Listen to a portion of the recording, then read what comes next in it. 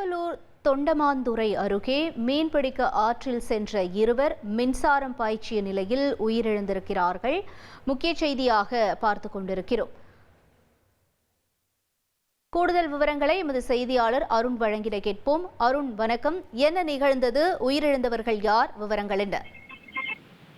நிச்சயமா வைத்தி private limited company ஆரம்பிக்கலாமா இல்ல பார்ட்னர்ஷிப்ல ஆரம்பிக்கலாமா? எது கன்ஃபியூஷன்?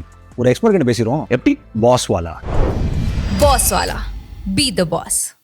அதாவது பெரம்பலூர் மாவட்டம் தொண்டமாந்துறை கிராமத்தை சேர்ந்த தினேஷ் மற்றும் ரஞ்சித் இந்த இரண்டு இளைஞர்கள் தான் இறந்து போனது. அதாவது தொண்டமாந்துறை கிராமத்தில் இருக்கக்கூடிய கல்லாறு, இந்த கல்லாத்துல மீன் பிடிக்கிறது வழக்கம். அது எப்படி மீன் பிடிப்பாங்கன்னா, அதாவது கரண்ட் ஷாக் கொடுத்து மீன் பிடிப்பாங்க. ஏன்னா கரண்ட் ஷாக் கொடுத்து மீன் பிடிக்கும் போது மீன் நிறைய இறந்து போயிடும். அதுல அதிகமான மீன் கிடைக்கின்ற ஆசையில தான் நேற்று இரவு இந்த இரண்டு இளைஞர்களுமே ஆத்துக்கு போயிருக்காங்க. அதே மாதிரி மின்சார வயரை ஆத்துல போட்டு அதே மாதிரி மீன்கள் இறந்ததுக்கு நிறைய மீனை எடுத்திருக்காங்க. இதுல எதிர்பாராத விதமா அவங்க போட்ட அந்த மின் உயர்லேயே இவங்களே சிக்கி இறந்து போன சம்பவம் தான் பெரிய பரபரப்பு ஏற்படுத்தியிருக்கு.